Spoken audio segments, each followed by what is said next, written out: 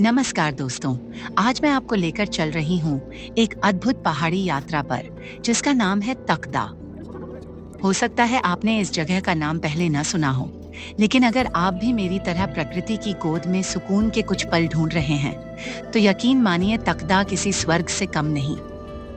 ये यात्रा मेरे और राजदीप के जीवन की एक अनमोल याद बन गई। एक साथ, हाथों में हाथ लिए, हम दोनों ने ये खूबसूरत सफर शुरू किया कोलकाता एयरपोर्ट से।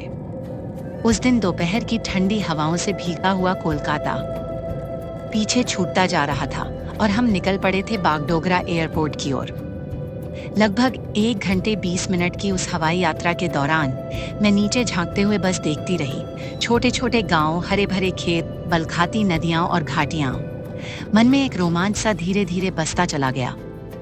बागडोगरा पहुंचते ही मेरी मुलाकात हुई मिस्टर संगम लेप्चा से, इस यात्रा के हमारे गाइड, और तब कह सकती हूँ एक बेहद नेकदिल और गर्मजोशी से भरे इंसान। उनके एक परिचित, खासतौर पर तकदा से, मुझे रिसीव करने आए थे। पहली ही मुलाकात में ऐसा लगा जैसे बरसों पुराना कोई रिश्ता हो। उनकी मुस्कान, बातों का ढंग सीधा दिल को छू गया। यह यात्रा मेरे लिए इसलिए भी खास थी क्योंकि बहुत लंबे समय बाद मैं कहीं घूमने निकली थी। 2019 के बाद से जिंदगी जैसे थम सी गई थी। फिर आया 2020, कोरोना, लॉकडाउन और एक अनदेखा डर, जिसने जैसे पूरी दुनिया को थाम दिया था। वो दिन जैसे जीवन का चेहरा ही बदल लाए। समय तो धीरे धीरे आगे बढ़ता रहा, पर मेरे जीवन में एक और कठिन दौर आया। मेरे पिताजी अल्जाइमर से पीड़ित हो गए थे और एक समय ऐसा आया जब उन्होंने हमेशा के लिए मेरी दुनिया से विदा ले ली। उस शोक ने मेरे मन को जैसे जकड़ लिया था। न किसी जगह जाने की इच्छा रही, न ही मन में कोई ऊर्जा बची थी। लेकिन अब महसूस हुआ कि जिंदगी कभी नहीं रुकती, और जब वह आगे बढ़ती है तो हमें भी अपने भीतर से निकलकर उसके साथ चलना होता है। उन्हीं स्मृतियों को साथ लेकर मैंने एक नई शुरुआत की, और उस नई शुरुआत की पहली कहानी बनी तकदा की यह पहाड़ी यात्रा। एयरपोर्ट से मैं सीधे निकल पड़ी शिलीगुड़ी की ओर, जहां मुझे अपने काका के घर जाना था। वक्त था दोपहर के लगभग 12 बजे। आखिरी बार मैं शिलीगुड़ी 2019 में आई थी, लेकिन उस वक्त काका से मिलना नहीं हो पाया था। इस बार मैंने ठान लिया था उनसे मिलकर ही रहूंगी। जैसे ही मैं उनके घर पहुंची, एक अलग ही अपनापन महसूस हुआ। घर की महक, काकी माँ के हाथों की बनी लुची, मांस का झोल और ढेर सारी मिठाइयाँ मेरे मन और पेट दोनों को सच्चे अर्थों में तृप्त कर गईं। खाने के बाद हम सब साथ बैठकर गप्पे मारते रहे। बचपन की यादें, शरारतें, परिवार की बातें और जिंदगी की कुछ छोटी छोटी मगर खास बातें। वो पल जैसे एक ही सांस में मेरी सारी थकान को अपने साथ बहा ले गया। फिर लगभग 1 बजे मैं अपने असली गंतव्य तकदा के लिए रवाना हो गई। बागडोगरा से तकदाह का रास्ता मेरे लिए एक बिल्कुल अनोखा अनुभव था। पहाड़ियों की वो घुमावदार सड़कें, ऊपर नीचे हरियाली से ढकी ढलानें, कहीं कहीं कोहरे में छुपी छोटी झरनाएं, और सड़क के किनारे खड़े चाय बागानों में काम करते शांत चेहरे। ये सब कुछ जैसे आंखों के सामने कोई जीवंत चित्र बन गया। रास्ते भर ज्यादातर वक्त मैं बस खिड़की से बाहर देखती रही, चुपचाप। प्रकृति की उस मौन सुंदरता ने जैसे मुझे अपने भीतर समा लिया था। करीब 2 घंटे की यात्रा के बाद मैं पहुंची तकदा बंगला नंबर 15। ये वही बंगला है जहां कभी ब्रिटिश अधिकारी रहते थे। 1900 के आसपास बनाया गया था, जब ये पूरा क्षेत्र ब्रिटिश आर्मी की छावनी के अधीन आता था। आज भी उस बंगले की बनावट, लकड़ी की पुरानी सीढ़ियां, ढलानदार छत, खिड़कियों की डिजाइन, सब कुछ जैसे उस बीते जमाने की यादों को सहेजे हुए था। दीवारों का रंग, लकड़ी की महक और बारीक कारीगरी ने एक पल के लिए मुझे एहसास दिलाया जैसे समय वाकई यहाँ थम गया हो। बंगले के चारों ओर सिर्फ हरियाली ही हरियाली थी। देवदार, पाइन, रोडोडेंड्रॉन और न जाने कितने अनजाने जंगली फूल। बंगले के पीछे एक प्यारा सा ऑर्किड का बागान और सामने की बालकनी से दिखती बर्फ से ढकी पहाड़ियों की चोटियां। सच कहूं तो मुझे लगा जैसे मैं किसी और ही दुनिया में आ गई हूँ। शाम के वक्त जब सूरज धीरे धीरे पहाड़ों के पीछे छिपने लगा, आसमान में लाल और नारंगी रंगों की एक जादुई छाया फैल गई। मैं और राजदीप बस खामोशी से वहां खड़े थे। कुछ कहने की जरूरत ही नहीं थी। प्रकृति खुद बोल रही थी, जिंदगी कितनी सुंदर हो सकती है। शाम को हम होमस्टे की बालकनी में बैठे गरम चाय की चुस्कियां ले रहे थे। ठंडी हवा मेरे चेहरे को छू रही थी। दूर से आती मंदिर की घंटियों की आवाज और कोहरे में लिपटे पेड़ों की सर्द चुप्पी एक जादुई माहौल बना रहे थे। होमस्टे के मालिक और उनकी पत्नी बेहद विनम्र और आतिथ्यशील थे। उन्होंने अपने हाथों से हमें खाना परोसा, स्थानीय शैली में बनी गरमागरम नेपाली चाउमीन और सूप। वो खाना इतना स्वादिष्ट था, मैंने हर एक निवाला पूरे मन से धीरे धीरे खाया, जैसे उस स्वाद को सहेज लेना चाहती थी। रात के खाने के बाद मैंने सोचा क्यों न थोड़ा बाहर टहला जाए। चारों ओर एक गहरी शांति थी, न गाड़ियों का हॉर्न, न शहर की चहल पहल, सिर्फ पत्तों की सरसराहट, झिंगुरों की आवाज और दूर मंदिर से आती घंटियों की मधुर ध्वनि। ऐसा लग रहा था जैसे मैं किसी प्राचीन शांत दुनिया में आ गई हूँ, जहाँ समय भी बहुत धीरे चलता है। उस रात मुझे एक बेहद शांत और गहरी नींद आई, बिना किसी खलल के। एक सुकून भरी नींद जैसी बहुत समय बाद आई थी। सुबह मेरी नींद जल्दी खुल गई।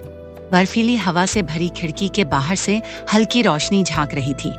मैंने गरम चाय ली और तैयार हो गई अपने अगले गंतव्य के लिए, 3 चुले व्यू पॉइंट।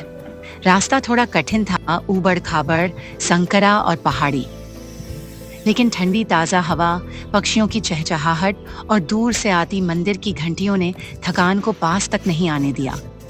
और जब मैं 3 चुल्ले पहुंची तो जो देखा वो शब्दों से परे था। मेरे सामने थी कंचनजंगा की बर्फीली चोटी, जैसे वो सीधे आकाश को छू रही हो। जैसे ही सूरज की पहली किरणें उन पहाड़ों पर पड़ी, पूरा नजारा सोने जैसा चमकने लगा। मैं बस खड़ी रही, चुपचाप उस दृश्य को अपने भीतर बसा लिया। ऐसा लग रहा था जैसे मेरी जिंदगी के सारे दुहक, सारी थकान उस सुनहरी रोशनी में धीरे धीरे पिघल रही हो। हम दोपहर करीब 1 बजे अपने मुख्य गंतव्य ताकदा के लिए रवाना हुए। बागडोगरा से ताकदा तक का रास्ता, सच कहूँ तो ये मेरे लिए एक बिल्कुल अलग ही अनुभव था। पहाड़ों की घुमावदार सड़कें, दोनों ओर ऊंचाई नीचाई में लहराती हरियाली, बीच बीच में कोहरे से ढकी छोटी छोटी जलधाराएं और सड़क के किनारे चुपचाप खड़े चाय बागानों के मेहनती श्रमिक। सब कुछ मिलकर जैसे किसी पेंटिंग का हिस्सा बन गया हो। पूरे रास्ते हम ज्यादातर चुप ही रहे। मैं बस खिड़की के बाहर प्रकृति के उस मौन सौंदर्य को निहारती रही। वो शांति, वो ठंडी हवा अंदर तक उतरती चली गई। करीब 2 घंटे की यात्रा के बाद हम पहुंचे ताकदा बंगला नंबर 15 पर। ये वही बंगला है जहां कभी ब्रिटिश लोग रहा करते थे। 1900 के शुरुआती दशक में इसे बनाया गया था, जब ये इलाका ब्रिटिश सेना की छावनी हुआ करता था। बंगले की बनावट, लकड़ी की पुरानी सीढ़ियां, ढालदार छतें और खिड़कियों की क्लासिक डिजाइन आज भी उस समय की कहानियां सुनाती हैं। दीवारों की रंगत, लकड़ी की हल्की खुशबू और नन्हे नन्हे शिल्पकारियों को देखकर ऐसा लगा जैसे समय वहीं कहीं रुक गया हो। हवा में अब भी उस दौर की एक छुअन महसूस होती है, एक ठहराव, एक कहानी। चारों ओर सिर्फ हरियाली ही हरियाली, देवदार, पाइनो, रोडोडेंड्रोन और जाने कितने अनजान जंगली फूल। बंगले के पीछे एक प्यारा सा ऑर्किड गार्डन था और सामने की बरामदे से बर्फ से ढकी पहाड़ों की चोटियां साफ दिख रही थी। वो नजारा ऐसा था जैसे हम किसी स्वप्न लोक में आ गए हों। शाम ढलते ही जब सूरज पहाड़ों के पीछे छिपने लगा, आसमान में लाल और नारंगी रंगों की मायावी छटा फैल गई। हम दोनों बस चुपचाप खड़े रहे। शब्द नहीं थे, जरूरत भी नहीं थी। जैसे प्रकृति खुद कह रही हो, जिंदगी सच में बहुत खूबसूरत है। शाम के वक्त हम होमस्टे के बरामदे में बैठे गरम चाय पी रहे थे। ठंडी हवा चेहरा छू रही थी, पक्षियों की आवाजें दूर से आ रही थीं, मंदिर की घंटियां और कोहरे में खोए पेड़। सचमुच ऐसा लग रहा था जैसे हम किसी जादुई लोक में पहुंच गए हैं। होमस्टे के मालिक और उनकी पत्नी बेहद ही आतिथ्यशील थे। उनकी आत्मीयता ने हमारे मन को छू लिया। रात के खाने में उन्होंने खुद हमारे लिए स्थानीय स्टाइल में बनी नेपाली चाउमीन और गरम सूप तैयार किया था। खाना इतना स्वादिष्ट था कि हर निवाले को मैंने धीरे धीरे पूरे मन से चखा। खाने के बाद हम थोड़ी देर बाहर टहलने निकले। चारों तरफ गहरा सन्नाटा था। न कोई गाड़ियों की आवाज, न कोई भीड़, सिर्फ पत्तों की सरसराहट, पक्षियों की चहचहाहट और दूर मंदिर से आती घंटियों की मधुर ध्वनि। उस पल ने मेरे मन में कुछ स्थायी सा छोड़ दिया। ये यात्रा सिर्फ एक ट्रिप नहीं थी, ये एक मानसिक मुक्ति थी। एक व्यस्त जीवन की भीड़ से निकलकर हमने जैसे फिर से खुद से, एक दूसरे से और प्रकृति से जुड़ना सीखा। अगली सुबह बहुत ही जल्दी नींद खुल गई। कोहरे से ढंकी खिड़की के बाहर से हल्की रोशनी झांक रही थी। हमने गरम चाय ली और निकल पड़े अपने अगले गंतव्य तीनचुले व्यू पॉइंट के लिए। रास्ता थोड़ा मुश्किल था, संकरा, ऊबड़ खाबड़, लेकिन पहाड़ों की ताजगी, पक्षियों की चहचहाहट और मंदिर की घंटियों की आवाज, इन सब ने हमारी थकान को महसूस तक नहीं होने दिया। जब हम तीनचुले पहुंचे तो जो नजारा देखा उसे शब्दों में बांध पाना शायद मुमकिन नहीं। मेरे सामने थी कंचनजंगा की बर्फीली चोटी, जैसे वो सीधे आकाश को छू रही हो। सूरज की पहली किरण जब उसकी सतह पर पड़ी तो पूरा पर्वत सुनहरी चमक में नहा उठा, जैसे ईश्वर ने खुद अपनी तूलिका से उसे रंगा हो। इसके बाद हमने रुख किया ताकदा ऑर्किड सेंटर की ओर। वहां का नजारा जैसे इंद्रधनुष और फूलों का संगम हो। बैंगनी, लाल, पीले, सफेद, ऐसे रंग जिनके बारे में मैंने कभी कल्पना भी नहीं की थी। वहां एक बुजुर्ग मालिक मिले जो हर फूल को ऐसे देख रहे थे जैसे वो उनके अपने बच्चे हों। हमने भी कुछ पौधे खरीदे ताकि घर के किसी कोने में इस यात्रा की एक स्मृति जिंदा रह सके। वापस लौटते वक्त होमस्टे के अंकल ने मुस्कुराकर कहा, आज दोपहर आपके लिए हिल स्टाइल मटन करी बनाई है। खाना खाते हुए मैंने देखा कुछ बिल्लियां और कुत्ते आसपास खेल रहे थे, शांतिपूर्ण ढंग से। मैं मुस्कुराई और बोली, ये सब तो बहुत दोस्ताना लग रहे हैं। आंटी हंसते हुए बोली, हाँ, ये सब साथ में बड़े हुए हैं, प्यार बांटना जानते हैं, लड़ाई नहीं।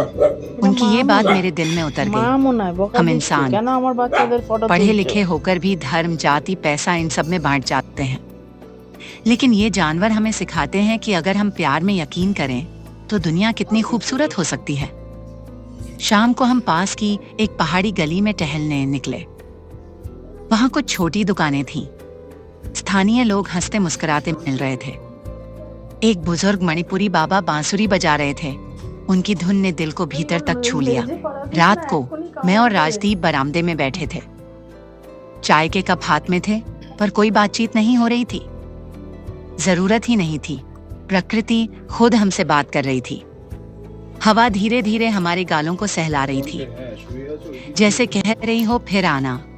रात के खाने में एक प्यारा सरप्राइज था। घर में बना सूजी का हलवा, नेपाली आलू का अचार और एक खास मौजा।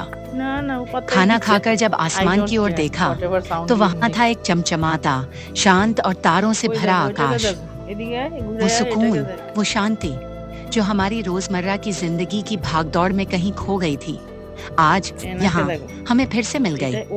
दोस्तों, ताकदा की ये यात्रा सिर्फ एक ट्रिप नहीं थी, ये एक एहसास था, एक याद, एक जगह जहां मैं फिर से खुद से जुड़ सकी। अगर आपको मेरा यह व्लॉग पसंद आया हो तो लाइक जरूर करें, शेयर करें और कमेंट में बताइए, क्या आपने भी कभी किसी जगह ऐसा अनुभव किया है? और हाँ, ऐसी ही और भावनात्मक ट्रैवल कहानियों के लिए चैनल को सब्सक्राइब करना ना भूलें। फिर मिलूंगी एक नए दिल को छू लेने वाले सफर के साथ। धन्यवाद और ढेर सारा प्यार।